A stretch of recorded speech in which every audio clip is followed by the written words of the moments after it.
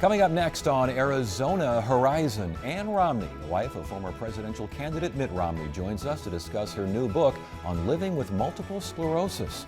Ann Romney, next on Arizona Horizon. Arizona Horizon is made possible by contributions from the Friends of Eight, members of your Arizona PBS station. Thank you.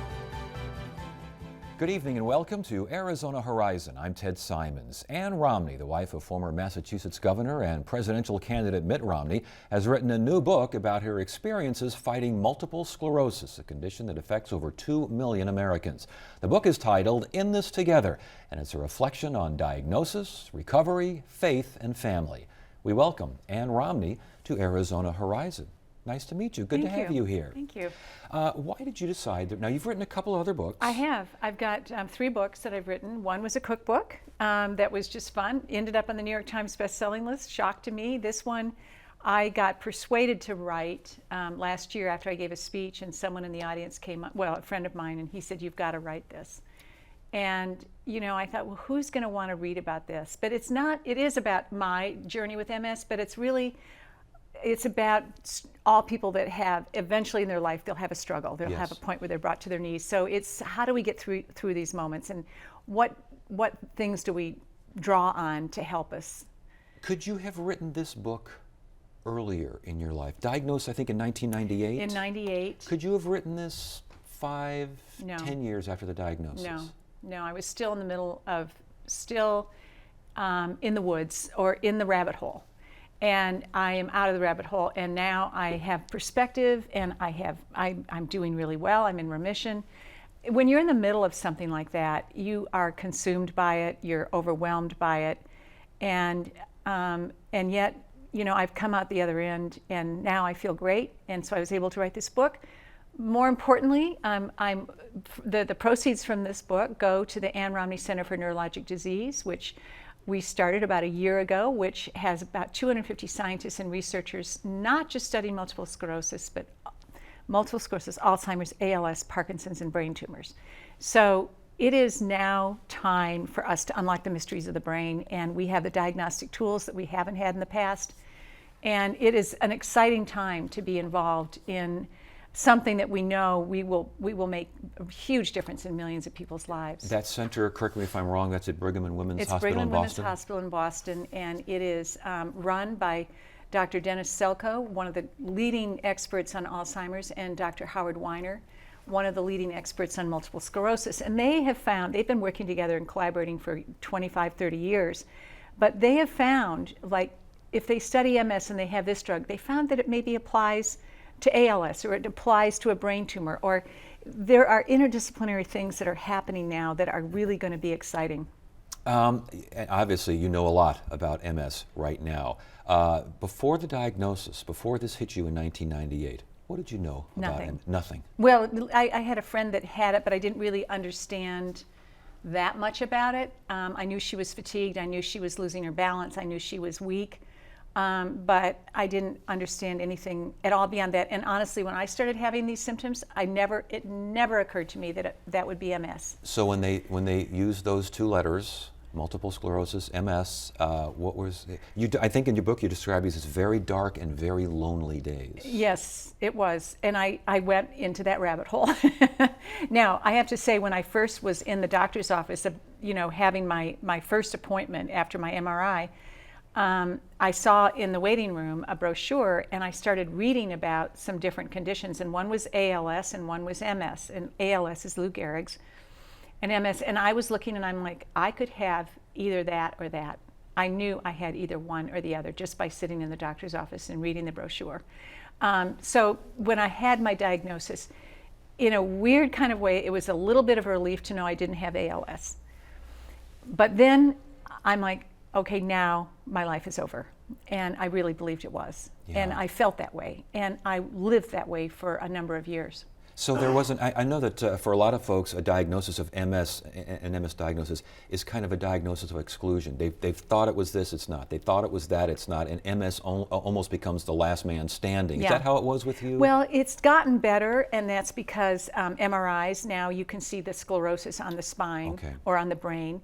And once you see those white sort of cloudy areas, you kind of know those are the sclerosis. You can find them and you can point to them and you can say, yeah, it's a lot more clear. In the past, it used to be very difficult to diagnose. Indeed. And it still is. It's still difficult. I shouldn't say that it's completely clear cut. You described the rabbit hole a couple of times here now. Could you feel yourself going in the rabbit hole, or were you so busy fighting the symptoms? Talk about the complications. You're pretty frank in the book about the complications and such. Again, this is a rough period for you. Yeah, I was, pretty commonly, this is common for a lot of people that have this kind of a diagnosis, whether that's MS or ALS or some of these other serious things. But I did go into depression. I thought my life was over. I felt hopeless. I felt helpless. I felt, poor me. All of those things. I can't say it was a very proud time of my life where I really gave in to the disease.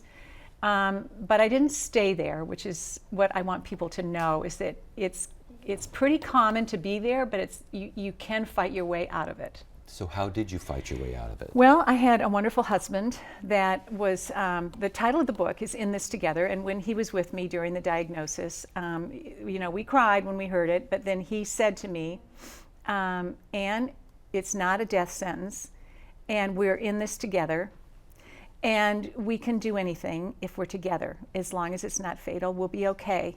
And to have him as my companion through this, that was really accepting and loving and kind, allowed me to be sick for a while, and that was kind of wonderful. And the other kind of amazing thing he did is I couldn't do as much. I actually could hardly do anything anymore. I was so capable and ran the house and did everything and was so active and was a tennis player, a competitive tennis. I couldn't do anything anymore. And that stole my identity. Like, you identify yourself. I'm really good at this. That means I am this. And all of a sudden, what is your identity? And he was really helpful during that period, because he would say, I don't love you because you make good dinners. And I'm like, yeah, that's sort of that makes sense, but he really meant it. And he was really, really helpful for when I had to make this huge shift of saying, who am I? And what can I do? And what use am I to the world anymore? And it was really a hard time. And it's an interesting thing, because you get stripped, not your just physical, health, but you get stripped emotionally, and your identity and everything about you is thrown out the window. It's interesting you bring up family issues, and I wanted to ask more about that, the impact on the family. You mentioned how your husband responded. I'm curious how other family members responded, because at one point you write about, or talk about being so exhausted. I know that Christmas is a big time for your family, and you were so exhausted you couldn't even take part in Christmas activities and such, and just how rough that was for you. Yeah, that was my first year.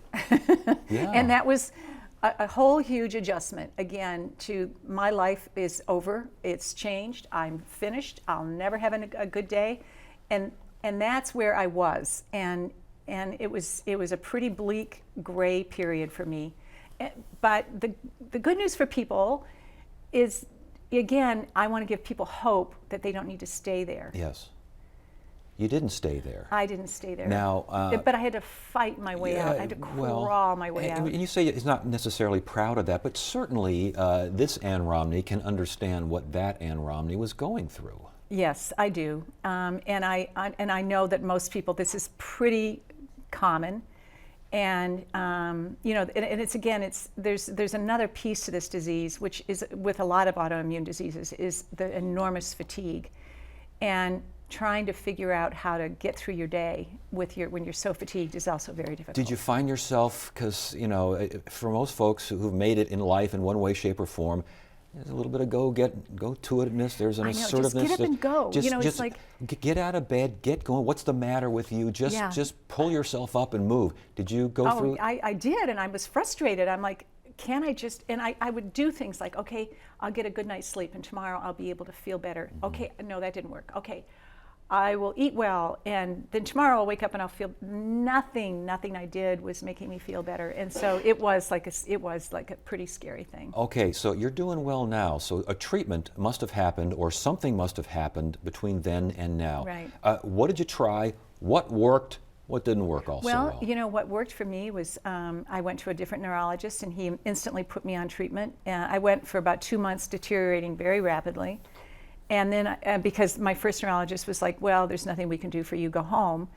And I thought, and he said, we'll treat you when you're really bad. And I thought, when I'm bad? I'm like really bad now. But I knew I was going to get much worse before I was going to have treatment.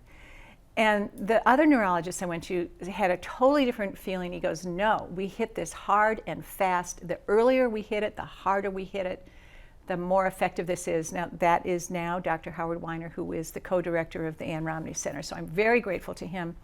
I was taken from that appointment. He took me by my arm instantly after, again, giving me the same diagnosis and put me in an infusion chair right down the hall from his office. And within 15 minutes of seeing him, I was getting infused with intravenous steroids. Wow. Horrible stuff. Yeah, and the kind of thing that would affect you quite a bit. I mean. Yeah, it makes you nuts, basically. Yeah. So, you know, you're giving this like huge warning. This may make you psychotic. I'm like, great, pump it in. It's horrible. It's bad stuff. It deteriorates bones. It does all these things, but it worked. Did it work quickly or did it take time? He told me, he said, you know, within a few days, or even a week, we will know whether this is working or not, or a few weeks, I can't remember. I think it was within a few weeks. He says, it's either going to work or it's not, and we will know. Fortunately for me, it worked. Now, I was on those IV steroids for about 9 months, once a month in the hospital. So it worked for me. I have not had a serious attack since that day. My goodness. So Howard Weiner is my guardian angel. I love him to death. And now this isn't going to always be the case for everyone, and I have to say that's the mystery about MS, is, you know, some drugs work for some, not for others. And the next piece of the puzzle that we have to figure out is we're going to be doing gene testing and trying to figure out, all right, you have gene A, that means this drug, Copaxone, is going to work for you. You have gene B, that means some other drug, Tysabri, is going to work for you. So that is the next piece we've got to figure out. Fortunately, we struck it rich with the first treatment for me. And yet, you talk about walking a tightrope, because with MS, you never know, do you? You really never know. Well, I feel like I'm Charlie Brown with a little cloud. It can strike. And I can't, and I have to do things to prevent that, because I can't overly fatigue. I still tire more easily than I should. I still have limited energy, so I have to resource that better. And Mitt's funny, he keeps saying, it's just because you're getting older. I'm like, well, maybe, but I think there's something else going on. There's something I have. You described MS as a cruel teacher. Mm-hmm. Explain. Yeah, I say MS was my best teacher. It was also a cruel teacher. The lessons that I learned from MS that I am so grateful for, well, number one, it humbled me. It brought me to my knees, but it also made me so grateful. It made me so grateful for things that are really, really important in life. It also cracked my heart open to have more compassion for others. It made me realize that how precious life is and how fleeting life can be. And now I've come out the other end, and I'm like, I was weak, now I'm strong. And I want to invite people that are suffering like I was to say, lean on me now. And, you know, this center is going to do amazing things and give people hope and provide a window of opportunity for people to say and look, there are people working on this, there are people struggling like I'm struggling, and we can do this together. So in this together has more meaning than just Mitt and I being there together. I'm interested in how it did change you as far as you see others, and you talked about, you just referred to this, how you see others who are having challenges of their own in a variety of ways. Right. I mean, it has to change you. It does change you, and I'm grateful for that, and that's why I say it was my cruelest teacher, and I'm so grateful that, you know, that I've had that and had that opportunity to be in that place and to come out of it. And I now see someone, so many times people come to my book signings that are really, really having serious issues, health issues, and my heart just breaks. And I want to put my arm around and say, you know, I wish I could take your pain away, but I know I can't. And, you know, you may have to go through something really hard as well, and it may not end up as well as me, but the struggle is part of life. It is part of what we go through, and hopefully that struggle shapes us and forms us to a place where we will have more compassion for one another and be kinder and be more generous with our time. It's interesting how those kinds of events move you in those directions, isn't it? Yeah, it is. Was your faith tested by all this? You know, it never really was. Now, I was like, oh, darn. You know, my lot in life is I don't like it, but it was never tested. I always was appreciative and grateful for an eternal perspective that I had, knowing that this earth life is temporary, that there is eternal life. And I kept thinking, well, I pulled the unlucky straw, and the rest of my life is going to be awful, but I know I'll have peace and comfort later. And so my faith really wasn't tested. I will say, though, that I went through the crucible, and that it toughened me up or whatever. It changed my heart. You know, those things happened, and I recognize that, and I recognize that, again, as a blessing in my life. Obviously, you're doing well and have done well from when your husband ran his previous campaign to now, but the fact that you're dealing with this on a daily basis, did that affect any decisions, family decisions, your husband's decision to run this time around? No, this time it had, I mean, I'm well, and each time that we made the decision to go forward, it was always, if Ann's health is good, we will. If it's not, it's over. But my health had no impact on the decision in January when we tipped our toe in for 20 seconds to think about running again. My health, we wouldn't have even considered it if I wasn't doing well. Those 20 seconds, how big was the toe in the water? How deep was the toe in the water? The toe got dipped in for 20 seconds and pulled right back out. And how was it? Was it a family? It was really just Mitt and I this time. Okay. It was really Mitt and I, and the boys before had been participating in it, but we kind of knew that they would support us no matter what. And Mitt and I had to just this was going to be our journey, and if we did it again, we weren't going to draw them into it like we had before, kind of let them have their own lives, and it was just going to be the two of us out there. So we really didn't consult the boys this time. But I have to say, when we pulled right back, boy, did we hear from them very quickly. Oh, yes! Are we glad you made that decision? You got the message without getting Yes. the message. I asked if your faith was tested by the fight with the disease. Was your faith at all tested in what you saw, what you experienced during the campaign? I don't mean necessarily rage against God or anything like this, but was it seeing? I mean, you saw a lot. Yeah, we did. And a lot good, and a lot not lot of so good, and a lot. It's so well put. A lot not so good. And people are people, and when you are the front person or leading a charge, and $1 billion is going to be spent on you to destroy you. I mean, it's like, whoa, this is a really good person who's brilliant, has unbelievable experience, has extraordinary judgment, is an amazingly successful person in every aspect of his life, in business, with his family, with his marriage. And then it's like you're made out to be like, Attila the Hun. And it's very hard for a wife to see that and to go through that. However, I have to say, what the game is before you get into it. I was just going to say that. And does what you experience, does that make you look at Michelle Obama and say, I know what she's going through? Hillary Clinton, I know what she's going through. I have sympathy for all families, whether they're Democratic or Republican, because you are putting yourself on the line, and as a result of that, your family gets put on the line. A lot of unfairness happens, a lot of scrutiny happens that is unfair, and it is the political process, and it's such a tortuous political process. I mean, they do it in Great Britain a lot quicker than we do it here. Yes. It's like, in and out, 6 weeks, you call done. an election and there you go. Yeah. But the interesting thing there is they also participate in government afterwards. They become like the minority party. It's like they don't disappear. It's a very different system. So, we have a great system. Clearly, we could be doing better. We only have a couple of minutes left. There's so much I'd like to talk to you. But when the election results came in, and America, those that voted, made their choice, and they chose not your husband. Mm-hmm. How did that feel? It was a rough night. That was a really, really rough night. I wasn't so sure beforehand about it. I mean, it was close. We knew it was going to be close. We knew how many states we had to win, and when the results started coming in, from some of the states that we knew we had to win, it was really tough. And so, I have to say, though, you look at that whole experience, the good and the bad, and I still just mostly remember the good.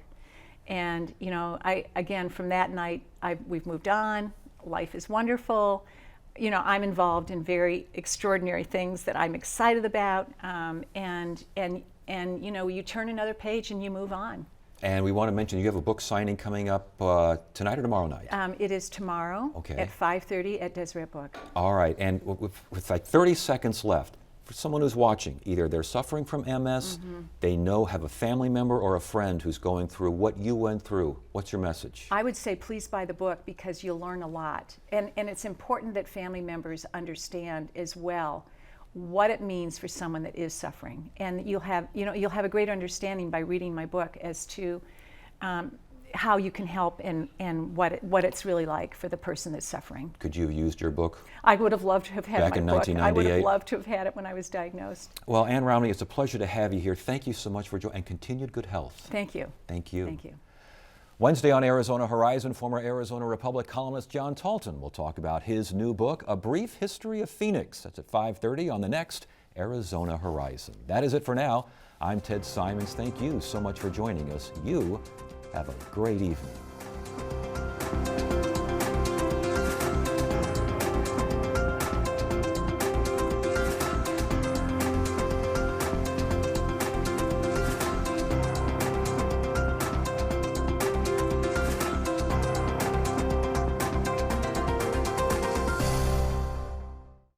Arizona Horizon is made possible by contributions from the Friends of Eight, members of your Arizona PBS station. Thank you. And welcome, I'm Jason Myers, along with Deborah Ostreicher. And Deb, there really isn't a program like Arizona Horizon anywhere in the Arizona media scene. No, there's not. For you to be able to see these in-depth interviews like this, like the ones that Ted Simons delivers to you every single time on Arizona Horizon, that's not something that you're going to get on any other program. It's true. What I love about Arizona Horizon is the people that Ted has on. He's really got his finger on the pulse of Arizona politics and issues, and from the governor to the sheriff to all the local figures here in Arizona, even some of the figures that aren't as well known. That's right. And during the challenging times like we face now, a show like Horizon tackles the issues that are important to all of us. So call one of the numbers on your screen.